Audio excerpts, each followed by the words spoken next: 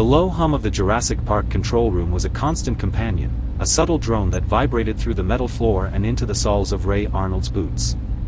He leaned back in his chair, the swivel groaning in protest, and watched Nedry hunched over a bank of monitors. The man was a silhouette, illuminated by the cold, flickering light of the screens, his fingers a blur as they danced across the keyboard. Ray sighed, the sound barely audible over the hum. "You know, Dennis," he began, his voice calm and measured, "sometimes I wonder if you ever actually see the island. Or if you just exist inside this digital world you've created." Nedry didn't look up. "The digital world is the island, Ray. Without it, your precious dinosaurs would be eating tourists for breakfast, lunch, and dinner." Ray chuckled, a dry, humorless sound. "True enough. But a little fresh air wouldn't kill you. Maybe see the wonders of what we've built. We are sitting on the eighth wonder of the world, Dennis, and all you see are lines of code." Nedry finally paused, his fingers hovering over the keys. He swiveled his chair around, the leather squeaking in counterpoint to the electronic hum.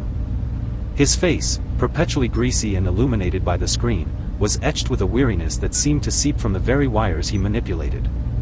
"Wonders don't pay the bills, Ray. Code does. And frankly, the wonders here are predicated on my code, so indirectly, I am paying the bills." Ray nodded slowly. "Point taken. And I appreciate that, Dennis, I really do. Hammond appreciates it too. He may have a unique way of showing it, but he does. You're the backbone of this operation. Without you, the whole thing crumbles." Nedry snorted. "He has a unique way of paying, too.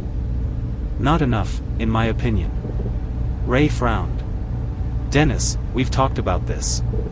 Hammond rewards loyalty. He recognizes talent." "Loyalty? Talent? I'm practically keeping this place afloat with duct tape and sheer willpower, and I'm the bad guy because I want to be accordingly compensated." Ray pushed himself out of his chair. "Look, I get it. You're frustrated.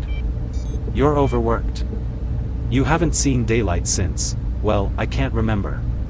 But this is a once-in-a-lifetime opportunity. We're making history here with wonders that are only possible because of the work you do. Stick with it, Dennis.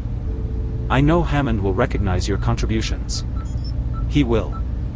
He walked over to the coffee machine, the rhythmic gurgle a temporary distraction from the tension crackling in the room. He poured himself a cup, the liquid a dark, almost viscous sludge. "He better," Nedry muttered, turning back to his screens. Ray took a sip, grimacing slightly. "He will. He sees you, Dennis. He knows how vital you are. He needs you to step up. You've got to appear the part. I know it sounds petty, but the perception matters. You can't look like you rolled out of a dumpster every morning. A little tidier appearance, maybe a little enthusiasm, and Hammond will see you in a completely new light. He values professionalism, Dennis. It's part of the whole package." Nedry scoffed, his fingers flying across the keyboard once more. "Professionalism? You think Hammond is a bastion of professionalism? Look at the man. The white suit, the cane, the theatrics. This whole operation is a circus." Ray ignored the barb. "He's the ringmaster. And the ringmaster rewards his star performers. You just have to give him a reason to see you as one. Trust me, Dennis. I've been around him long enough to know how he operates. He's a man of vision, and he rewards those who share that vision, or at least, appear to share that vision. Then maybe he should share some of the profits?" Nedry retorted. "Vision doesn't buy groceries, Ray." Ray took another sip of his coffee, feeling the caffeine slowly begin to work its way through his system. "Look, Dennis, I'm not saying you're not justified in feeling underappreciated. But I'm telling you, Hammond has a soft spot for those he considers loyal and talented. He sees potential in you, I know he does. I've heard him say it." He paused, choosing his words carefully. "He might even see you as a friend, eventually. Consider you a critical pillar to the very success of the park. Someone he can actually relate to, the only person who can speak geek with him." Nedry stopped typing again, his shoulders slumping slightly. He swiveled back around, his eyes narrowed. Friend? You think Hammond wants to be friends with someone like me? No thanks. He exclaimed. Why not? You are just as important as he is. You both know tech. You're both incredibly smart people. You see the park from very different angles and he respects that. Ray leaned against the console, his arms crossed. He's a lonely man, Dennis. He's surrounded by people who are either in awe of him or trying to take advantage of him. Someone who can actually see the code beneath the surface, someone who can understand the complexity of what he's trying to achieve, that's valuable. That's rare. Don't underestimate the power of that, Dennis. Nedry stared at him for a long moment, his expression unreadable. Ray could see the gears turning in his head, the calculations being made. He knew Nedry was driven by money, but he also sensed a deeper desire for respect, for recognition. The man wanted to be valued, not just as a programmer, but as a person. Finally, Nedry let out a long sigh. All right, Ray. I hear you. I'll try. Ray smiled, a genuine smile that reached his eyes. That's all I'm asking, Dennis. Just give it a shot. You might be surprised. And who knows? Maybe you'll actually start to enjoy the wonders around here. He straightened up. Now, I'm going for a cigarette. Don't burn the place down while I'm gone. He headed for the door, the hum of the control room fading slightly as he stepped into the hallway. As he reached for his lighter, he thought about Nedry.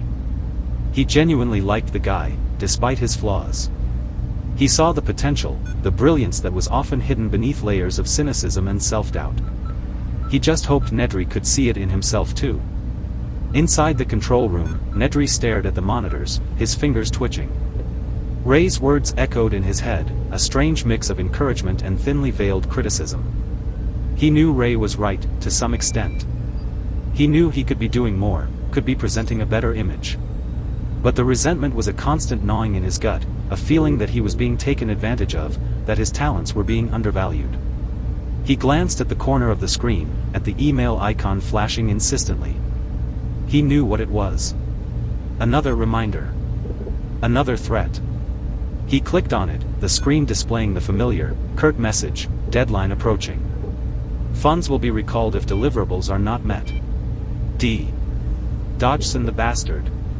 The name was a knot in his stomach, a reminder of the Faustian bargain he had made, the deal that promised him financial security but now threatened to consume him. The money was tempting, but the ultimatum was pressing. He either got the embryos out or he was bankrupt. Possibly worse. He minimized the email, his gaze drifting back to the complex web of code on the monitors. Jurassic Park, a testament to ingenuity, a symbol of Hammond's boundless ambition. And he, Dennis Nedry, was the one who held the keys to its kingdom. Or, very soon, its downfall. He shook his head, trying to clear his thoughts. Ray was right. He needed to play the game, at least for a little while longer. He needed to appease Hammond, to buy himself some time. Time to figure out how to get out of this mess, time to figure out how to deliver on his promise to Dodgson. Time to decide whether wonders or survival were worth more. Until then, he had to act, to pretend. Only then, could he get out.